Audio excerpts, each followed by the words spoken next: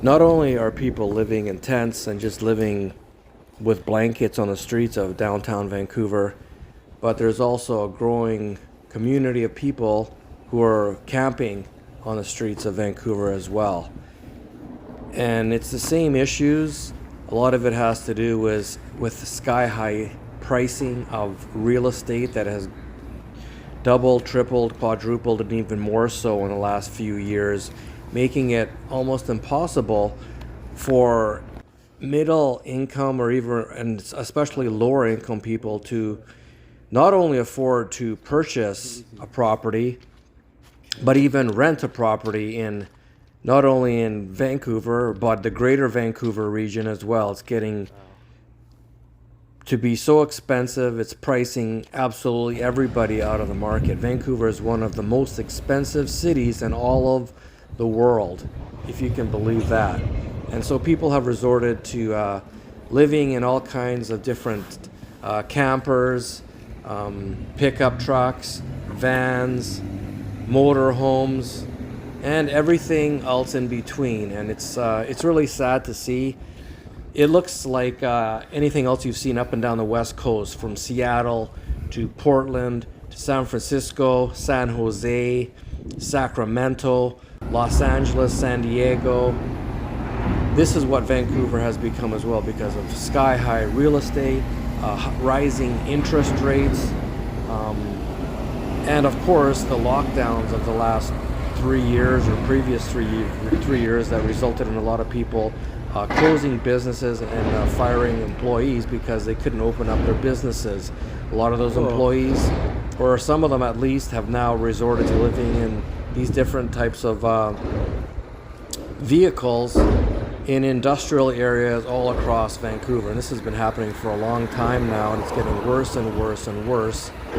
But at least they are covered, at least they're warm inside these units that they're living in. Some of these motorhomes have a lot of room, so it's good that they're able to at least afford to live in these type of vehicles instead of just living out in the streets in a tent, in a sleeping bag. This is much, much better for sure. It might be unsightly, but at least these poor folks have a place where they can call home and, at least they can stay safe, where they can lock a door and rest easy at night.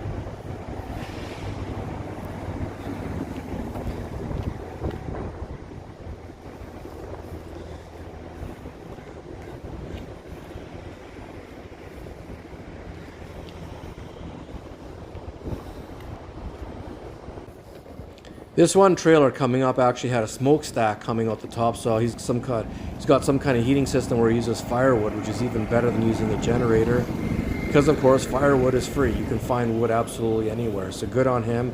Very innovative, and I condone him, and I think that's awesome that he's got the knack to figure that out.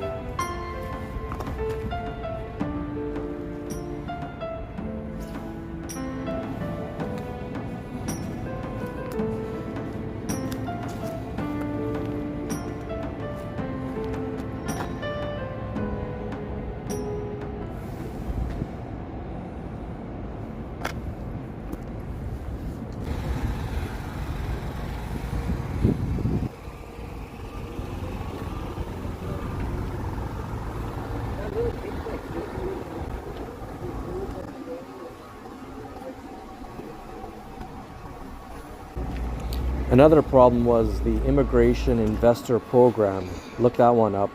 It was from the 1990s, and basically they were asking for investors who would lend the Canadian government $800,000, I think, or $1 million with no interest for a period of 5 years or something like that. And if these investors allowed the Canadian government to borrow money from them, this is ridiculous but true, they were allowed to have a Canadian citizenship. And this is another part of the reason for the sky-high prices in Vancouver. They allowed a lot of rich people from various countries to invest in Canada. And that was part of the housing boom, because the housing boom started in the late 1990s. I think in 2001, actually 2002, is when the prices started just going through the roof, and they haven't stopped since. So look that one up. That's another part of the problem, of course, mental health, drug addiction, and other issues. But definitely the investor program invited rich investors to come into Canada, and with that money they were able to gain a Canadian citizenship. Look it up, it's the truth. Police State Association, eat pussy not a cow. The bumper sticker is banned from all U.S. territories. Prohibition is just a jobs program. Neoliberals suck. Jim Jones for president. You have the right to remain retarded. Rapist, chicken shits, murderous pigs, predatory pedophile, poop shoot, pack and priest. I hope they all drink some Lysol. What part of William? Crazy. What a cool bus.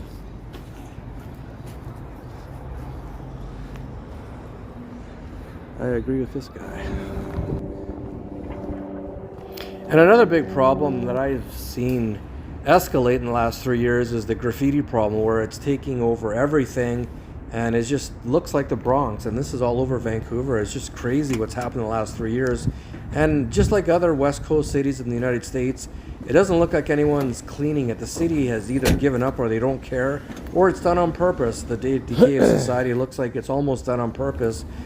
Considering that all of these tax dollars that they're taking in, they're not using it to clean up the graffiti. They're not using it, in my opinion, to help the homeless people or anything of that nature.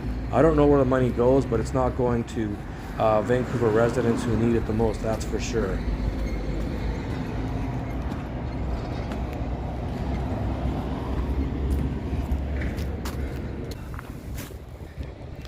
These homeless folks set up a camp right next to the Canadian National Freight Train line, which runs 24 hours a day. And when I say right next to it, I mean they're like about 20 feet away from it. So I don't know how they get any sleep or anything of that nature with the noise coming through from these freight trains that have long lines. Sometimes it's a mile long, and just rumbling and rumbling all night long. I don't know how they sleep or even live next to this, but I guess when you have no choice, you have no choice. And these people, I guess they have no choice where they're sleeping. But they set up a camp here in the middle of East Vancouver, right across from Strathcona Park, which last summer or the summer before was the biggest encampment that Vancouver has ever seen.